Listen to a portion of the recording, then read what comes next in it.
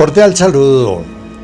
Bienvenidos a estos cuentos de la noche o Noche de Cuentos 2025. Vamos a ver si podemos arrancar bien este año, porque el año pasado estuvo horrible, terriblemente feo. Vamos con el tema. Hay historias que cuentan las personas sobre cosas que aparecen de un momento a otro, cosas y personas.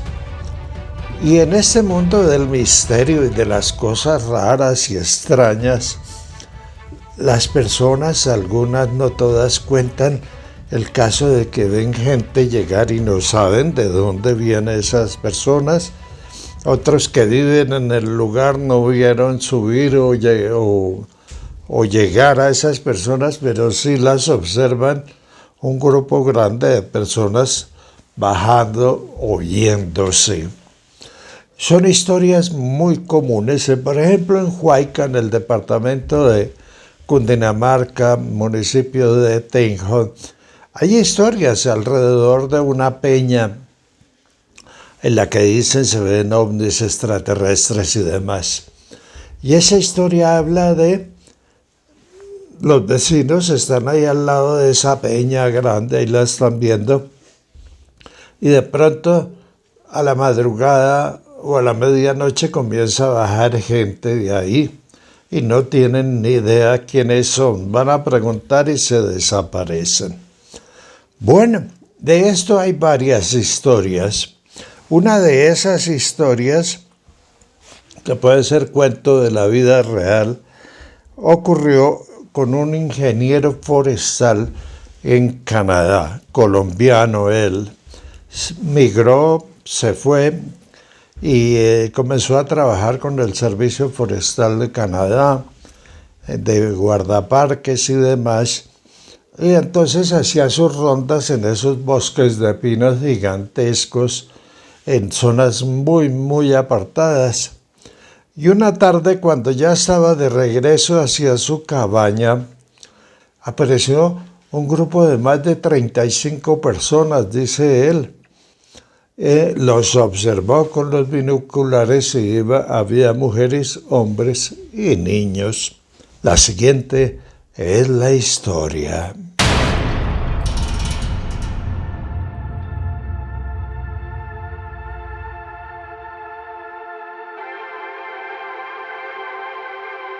Iván llevaba años patrullando los bosques del norte de Canadá. Él conocía cada sendero, cada árbol caído y cada rastro que la nieve dejaba tras la marcha de los animales. En invierno, su trabajo se volvía aún más importante, pues los cazadores furtivos se aventuraban a capturar los animales de pelaje blanco que usaban la nieve como camuflaje.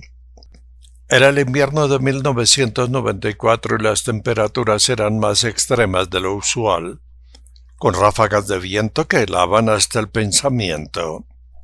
Aquella tarde, mientras revisaba el terreno desde una elevación montañosa, sacó sus binoculares y escudriñó el paisaje. A lo lejos, en la montaña, en el valle dejado por el río helado, un grupo numeroso de personas que habían descendido de la cumbre y caminaban por el lecho helado del río. Eran al menos 35 individuos, hombres, mujeres y niños. Algunos cargaban morrales, otros llevaban pequeños equipajes. Todos caminaban en silencio, con pasos lentos y firmes. Con el ceño fruncido, Iván llevó la radio a la boca y llamó a la central. Su compañero de turno, Daniel, se encontraba en la garita de vigilancia, una estructura elevada construida sobre troncos de pino que servía como refugio y punto de observación. Por la radio, Iván describía lo que veía y le pidió a Daniel que mirara hacia la dirección indicada. Sin embargo, después de unos segundos de silencio, la respuesta llegó cargada de escepticismo. Ahí donde me indicas, Iván, no hay nada. solo nieve y árboles. Iván insistió que el grupo estaba allí, pero Daniel, usando sus propios binoculares, no veía absolutamente nada. Intrigado y desconcertado, Iván decidió seguir observando por su cuenta, pero cuando en un momento dado dejó de mirar y apartó los binoculares, algo pasó. Cuando volvió a mirar, el grupo había desaparecido. Iván regresó a la garita al anochecer, con el frío calando sus huesos, y en la mente estaban muchas preguntas. Intrigado, le contó a su compañero lo que había visto, y días después le contó a otras personas. Nadie le creyó. En la red de vigilancia del parque nadie había visto nada, y no existía ningún registro de excursionistas en la zona. Además, en un parque tan vigilado, era imposible que un grupo grande de personas simplemente desapareciera sin dejar huella. Intrigado, y con los días Iván empezó a investigar por su cuenta, y habló con algunos ancianos indígenas de una aldea cercana, mencionando lo que había visto. Uno de los ancianos, un hombre de cabello blanco y ojos cansados, le contó una historia antigua. En aquel mismo bosque, hacía más de 100 años, un grupo de colonos se perdió en medio de una tormenta. Nadie volvió a verlos, y con el tiempo, sus cuerpos, aunque los buscaron, nunca fueron hallados. Y de esa leyenda, los indígenas contaban que en ciertas noches de invierno, sus almas aún vagan por la montaña, repitiendo su caminar eterno y atrapados entre la vida y la muerte. Desde entonces, Iván nunca volvió a ver nada parecido. Pero cada invierno, cuando la nieve cubría el bosque y el viento soplaba con su lamento, él se preguntaba si aquellas personas sin abrigo seguían vagando invisibles. Invisibles para todos, excepto para aquellos que, como él, estaban destinados a verlos.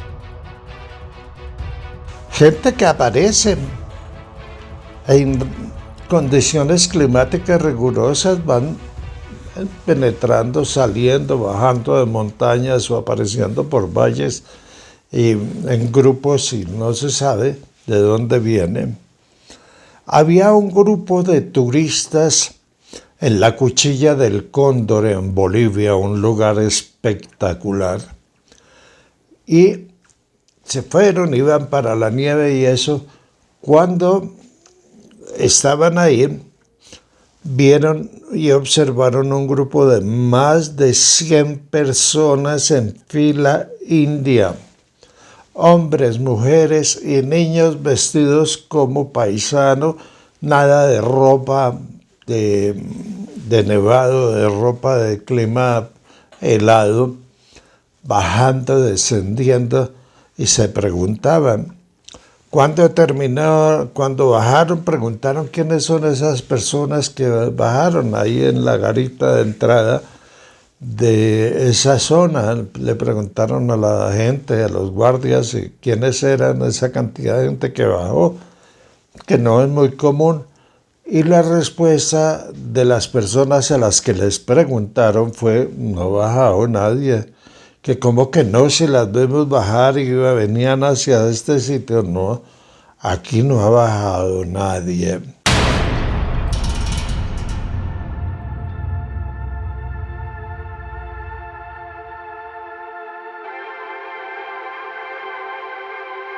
En lo más profundo de la Cordillera Real, en Bolivia, se alza la Cuchilla del Cóndor, un macizo milenario cubierto de nieve eterna, y fue allí en donde en el amanecer del 10 de junio de 1985, un grupo de experimentados montañistas o andinistas se preparaba para un nuevo desafío: escalar la cumbre más alta de la sierra.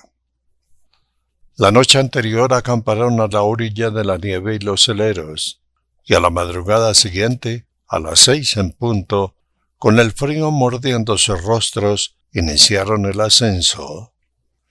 El viento cortante silbaba entre los picos de la gran montaña, y cada paso sobre la nieve virgen resonaba como un eco en la inmensidad de la montaña.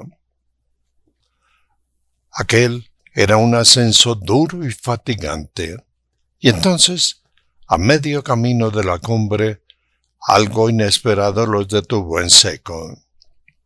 Desde la cima descendía una procesión de unas 100 personas. No eran montañistas, tampoco pastores, y mucho menos nativos de la región. Eran hombres, mujeres y niños, todos rubios, de ojos azules, con rasgos tan similares que parecían miembros de una misma familia. Su vestimenta resultaba aún más desconcertante. Llevaban ropa ligera, inapropiada para el gélido clima. Era como si hubiesen venido de las tierras bajas. Pero lo más perturbador era la forma en que se desplazaban. No dejaban huellas. Sus pies no se hundían en la nieve. Sus cuerpos parecían flotar a unos centímetros sobre el suelo. El guía boliviano, curtido en esas montañas, se persignó con los labios temblorosos. Los montañistas intentaron llamar a aquel grupo, pero ninguno de ellos respondió. Los extraños en fila pasaron junto a ellos sin siquiera mirarlos.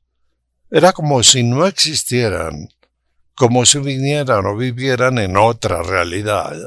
Uno de los montañistas sacó su cámara y cuando fue a disparar una foto, el obturador se trabó. Otro intentó filmar con su cámara de cine, pero la batería se agotó de golpe. Los andinistas, parados y en silencio, atónitos miraban mientras los extraños se deslizaban cuesta abajo y desaparecían entre las brumas o neblinas de la montaña. Para los montañistas, aquello era un misterio, y cuando trataron de revelar qué era lo que habían visto o descubrir qué era exactamente ese grupo y quiénes lo conformaban, no obtuvieron ninguna respuesta. Aún con el miedo pegado a la piel, los montañistas decidieron continuar el ascenso. La expedición alcanzó la cumbre al mediodía, pero lo que encontraron allí no hizo más que aumentar el misterio. Sobre la nieve inmaculada no había huellas humanas, solo las caprichosas figuras que el viento había esculpido sobre el hielo. No había indicios de campamento ni restos de fogata, nada que indicara que alguien había estado allí antes de ellos. El descenso fue inquietante. Al llegar al poblado más cercano, relataron su encuentro con los extraños, esperando obtener respuestas. Pero la reacción de los lugareños fue aún más desconcertante. Nadie había visto descender a ninguna persona, y mucho menos a un grupo tan grande y de esas características. Ese día y en los días anteriores no hubo viajeros recientes, ni expediciones registradas. Nadie los había visto. Nadie podía explicar de dónde venían y mucho menos quiénes eran. Entonces se enteraron de una leyenda local que hablaba de los guardianes de la montaña, un pueblo perdido que en ocasiones descendía sin ninguna explicación desde los picos sagrados. Para los montañistas, sin prueba alguna de su vivencia, la experiencia se convirtió en algo que no podrían olvidar, algo que sin duda alguna les obligaba a replantear sus creencias. En Colombia hay un lugar que tiene muchas historias. Tenía un bosque de pinos espectacular, pero lo tumbaron dizque para reforestar. Nunca reforestaron, pero sí tumbaron el bosque de pinos que tenía más de 50 años de plantado y cuya finalidad era retener la tierra para que no se fuera hacia un embalse gigantesco que existe allí que se llama el embalse del Neusa. En ese embalse del Neusa en Cundinamarca va la gente o iba la gente en esa época por ese parque de pinos, se sentía uno como en Suiza, como por allá en los países nórdicos con el olor, el aroma del pino espectacular, eran unos paseos muy bonitos. Todavía los hacen, pero no es lo mismo a cuando estaban los pinos que tumbaron porque iban a reforestar y nunca reforestaron. Bueno, en uno de esos paseos en 1990, una familia llegó a un sector que se llama Chapinero. Llegaron entre semana, miércoles, jueves, en todo caso fue entre semana. Llegaron, se parquearon, había sitio para hacer la fogata, prender la hoguera, para cocinar, una cocinita para echar leña, etc. Incluso le llevaban a uno la leña o estaba la leña puesta ahí para que pasara un rato agradable. La historia de los peludos en el Neusa.